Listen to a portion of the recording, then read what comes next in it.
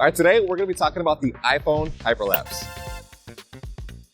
All right, we're gonna cover 3 different iPhone Hyperlapse methods. One, we're gonna do everything in the iPhone. Level 1 is shoot and edit using free apps on the iPhone to get great results quickly. Level 2 is using a paid app to get better image quality and edit on our computer. And level 3 is a paid app to turn our iPhone into a DSLR and fix one of the most common wobbling editing problems when stabilizing an iPhone Hyperlapse. So let's find a perfect place for an iPhone Hyperlapse. So what makes for a perfect place for Hyperlapse? First, we want to make sure that we have a clear path. That way we can maneuver easily and around people if we need to. We want to use a clear subject that has high contrast and something that sticks out. In this case, it's going to be the One World Trade Center. And I like to begin by figuring out where I want my final clip to end.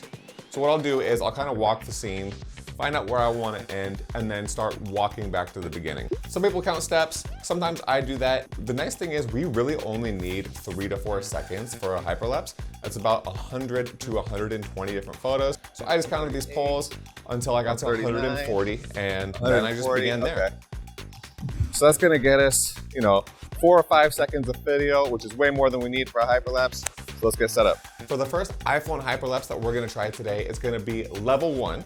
And all we're gonna do is we're just gonna launch our native camera app, slide over to where it says time lapse, and then we're gonna lock focus. For this example, it's on YouTube, so I'm gonna do it horizontally. And I'm just gonna put the One World Trade Center on the center of the grids. Boom, lock my focus, and I'm ready to begin. When I'm ready to walk, I'll press the time lapse button and I will just record to the end. So as we can see, this already looks really good right out of camera. What you're looking at is straight out of the camera. So now I can make it even a little bit more stable and add motion blur by just simply launching CapCut, and it's a free app. So what I'm gonna do is I'm gonna press the new project. I'm gonna go and find the footage. I got a 15-second clip, click add. And now here, I'm just gonna click on the footage so that way it's selected. And the bottom, I'm gonna scroll on over until it says stabilize. This is what it looks like. Honestly, that's pretty good. There's where the first people, there's where the second people kind of came in and screwed it up. So I'm just gonna trim right after that. Boom, split, delete. Now I'm gonna go over here and click stabilize. Now I have a bunch of different options. Let's just go to most stable and see what happens. That happened really quickly. So click stabilize and voila. So this is looking pretty good. I think we can go ahead and add some motion blur too. So let's do that. There's a motion blur option and it's gonna give us different options. And I wanna do both forward and backward, yep. And then let's see, 4 times? 6 times? So let's just click on the check mark. It's gonna apply the motion blur and let's see how it looks. That's a little bit too much. Let's do twice, let's see that. Oh, that's nice. Okay, so pretty good. We got a pretty cinematic iPhone Hyperlapse, all in camera with no other editing software. So that's pretty impressive already. But now I want to take it up a level. So what we're gonna do now is I'm going to use an app called Filmic Pro. And it kind of gives you DSLR control into your smartphone. And I'm gonna shoot a Hyperlapse with a 3-second interval towards the Brooklyn Bridge. And we're gonna take a look at that. So now that that's shot, again, what I'm gonna do is a more professional workflow. We're gonna bring this into our computer and we're gonna take a look at the edit. So let's check it out. Okay, for this one, what we're gonna do is we're gonna come in here and look for something that we can find at the beginning and at the end. This looks pretty promising where these 2 arches join. So I'll click stabilize motion. I'll adjust my tracking motion panel and just move it over to the spot that I want it. Right there looks good. Then I'll click analyze 1 frame back to see how it locks. It looks like it's sticking well, so now I'll click options. I'm gonna change the tracking to stop motion if the confidence is below 95%, and that's just gonna make this whole tracking process easier. Click analyze back, play it, and analyze back until it's done. Go ahead and click apply. We'll give it a quick preview. And this is looking really nice.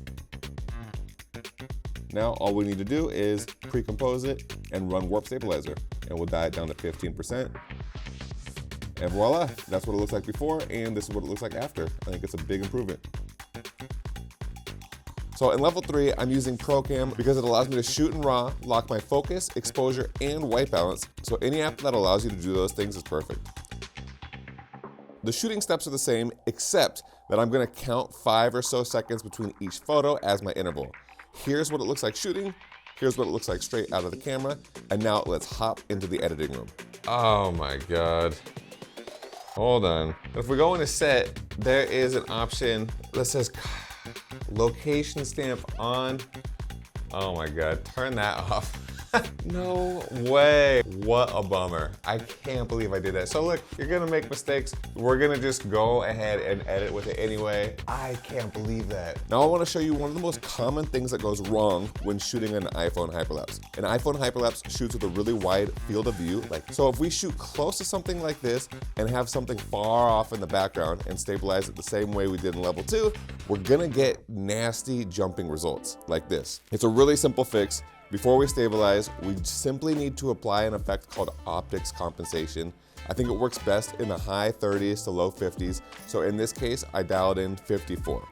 So step 1 is apply optics compensation around 54, and then we go ahead and repeat our stabilization recipe like normal. Using the motion tracking tool on the World Trade Center, nest it and pre-comp it, warp stabilize at 15, and voila. The biggest difference between the first and third level is really the amount of time. Notice how the clouds move so much more when we give them extra time between each photo. In my opinion, it's just a little bit of extra effort with a big payoff in my opinion. Well, there you have it. Hope you enjoyed. Happy shooting, and I'll see you next time.